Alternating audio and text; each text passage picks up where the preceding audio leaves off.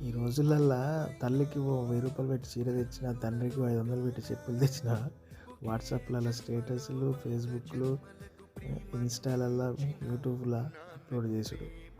నిజంగా అంటే ఆళ్ళ సంతోషాన్ని నేను తప్పుపడతలేను గానీ, అదే మన తల్లిదండ్రులు మనం పుట్టి, పెరిగి, పెద్దయి, మనకు పెళ్ళై, మన పిల్లల ఫంక్షన్స్ గూడా బంగారాలు, బట్టలు మనకైతే లెక్కలేదు.